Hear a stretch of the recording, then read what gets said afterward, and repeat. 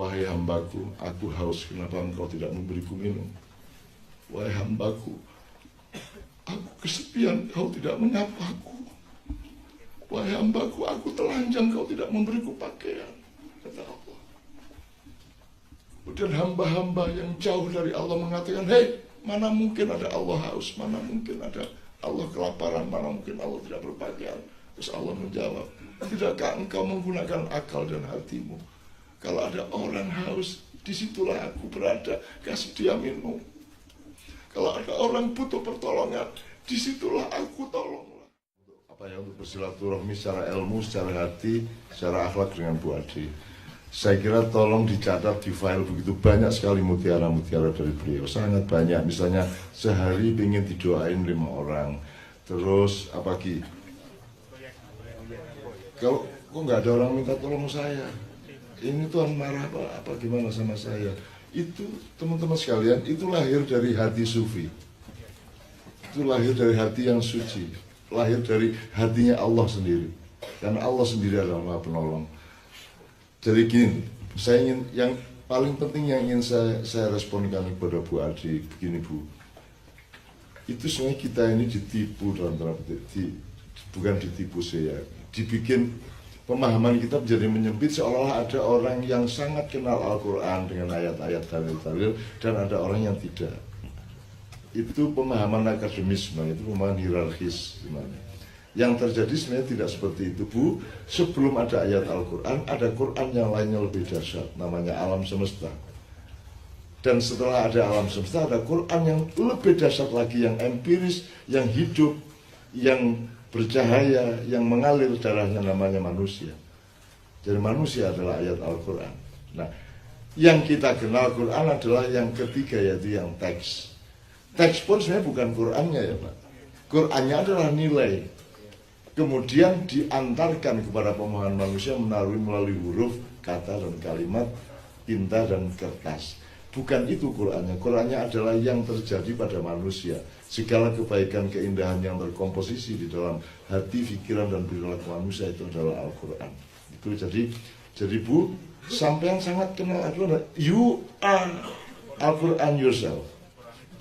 Anda Quran banget, gitu. Quran jalan. Quran bikin bakso, coba bagaimana? Bayangin Quran bikin bakso. Loh, ini beneran, Bu Ade itu pokoknya tiba-tiba bawa bakso sama mobilnya ke lapangan, siapa aja dikasih. Coba gimana itu? Terus nggak masuk surga? Nggak mungkin. Kan gitu. Loh. Anda nggak usah menilai-nilai. Anda belajar dan bersyukur kepada akhlaknya. Kan Rasulullah itu kan innama bu'itsu liutamima makarimal akhlak. Outputnya akhlak, titik. Biarkan Tuhan yang lihat dapurnya nanti. Tapi yang outputnya jelas, ngasih bakso di mana, nolong orang di mana-mana. Nggak ada orang mau sentuh, Bu Ade mau sentuh. Nggak ada orang menguburkan, Bu Ade menguburkan. Nggak ada orang, Bu Ade ini nyetir sendiri, terjang sana, terjang sini. Apa aja yang salah dia omongin. Ini apa yang Bu Ade omongkan, itulah hatinya.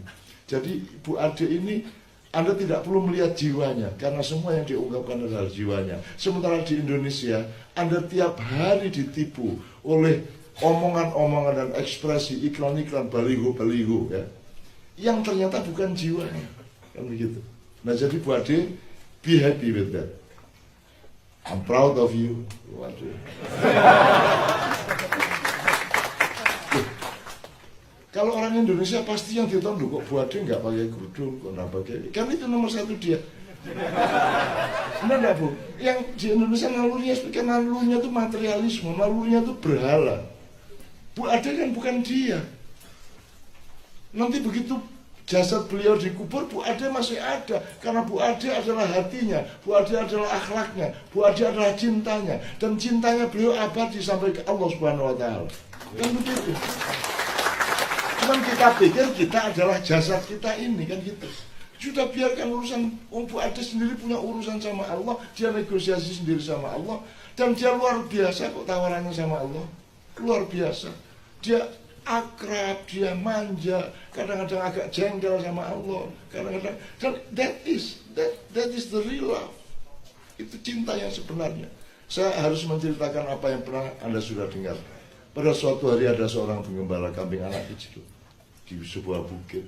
Sambil kambingnya mencari rumput, dia bersandar sambil bertelekan tongkatnya dan dia bersandar di batu. Kemudian dia rengeng-rengeng, dia seperti berpuisi atau omong-omong kecil kepada Tuhan. Ya Allah, jadikanlah aku pembantumu, jadikanlah aku budakmu. Kalau engkau haus, aku akan bikinkan minuman. Kalau engkau capek, aku pijiti kakimu. Perintahkan kepada aku apa saja, aku akan penuh cinta melayanimu. Gitu. Jadi Tuhan dipotret, dinisbahkan sebagai zat yang bisa capek, yang haus, yang begitu. Kan tidak boleh kata Ustaz. Kan begitu.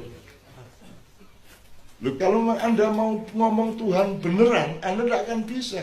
Tuhan ngalah sama Anda memakai bahasa Anda. Bukan kita menisbahkan Tuhan dengan kata-kata manusia. Anda tidak mungkin kenal Allah, tidak mungkin. Maka dibikin dalil. Nanti Pak Muzamil akan menjelaskan.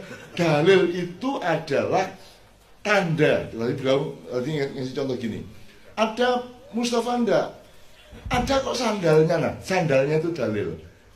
Sandalnya itu dalil bahwa ada Mustafa. Meskipun belum tentu ada Pak Mustafa. Jadi Anda jangan fanatik dalil, jangan mendewakan sandalnya Pak Muzamil. Anda cari Pak Muzamil. Kan begitu. Kok dalil jadi Tuhan?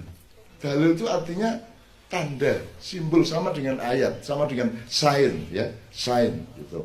Jadi kemudian ketika anak kecil itu ura-ura memohon rengeng-rengeng kepada Allah, Nabi Musa lewat. Kamu hati-hati kalau ngomong tentang Allah. Masa Allah butuh pijit? Masa Allah haus? Waktu itu belum ada hadis qudsi di mana Allah mengatakan, wahai hambaku, aku haus, kenapa engkau tidak memberiku minum? Wahai hambaku, aku kesepian, kau tidak menyapaku. Wahai hambaku, aku telanjang, kau tidak memberiku pakaian. Kata Allah. Kemudian hamba-hamba yang jauh dari Allah mengatakan, hei, mana mungkin ada Allah haus, mana mungkin ada Allah kelaparan, mana mungkin Allah tidak berpakaian. Terus Allah menjawab, tidakkah engkau menggunakan akal dan hatimu? Kalau ada orang haus, disitulah aku berada, kasih dia minum. Kalau ada orang butuh pertolongan, disitulah aku tolonglah. Nah, Nabi Musa mengkritik karena belum ada hadis qudsi itu. Terus sebelum Nabi Musa habis tertutup selesai mulutnya berbicara, malaikat Jibril datang.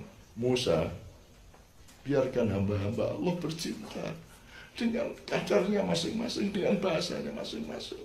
Karena tidak ada satupun dari makhluk Allah yang benar-benar mengetahui Allah.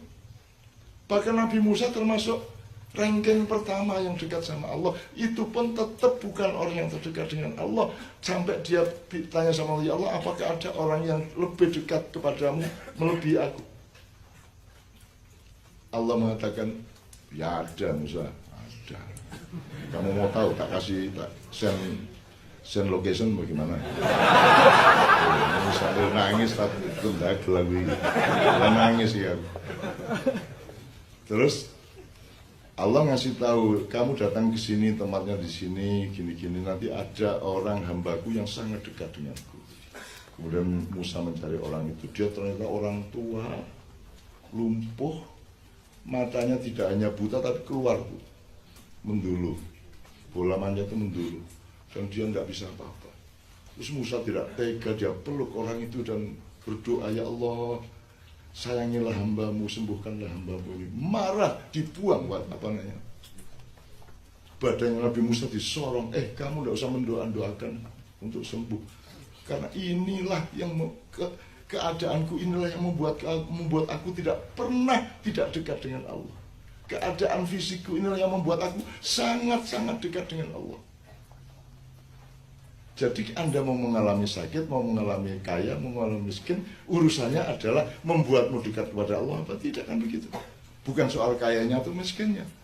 Makanya tadabbur kan itu. Tadabbur teorinya adalah terserah kamu memahami Al-Quran secara ilmiah, kamu memahami Al-Quran hanya secara emosional, atau dengan cinta, atau kamu pegang-pegang tak mushaf Quran. Kamu halo-halo tok, saya bilang. Asalkan itu membuatmu lebih dekat kepada Allah, itu masalahnya dalam hidup. Jadi Bu Ade, we are happy with you, and saya minta teman-teman tepuk tangan untuk beliau.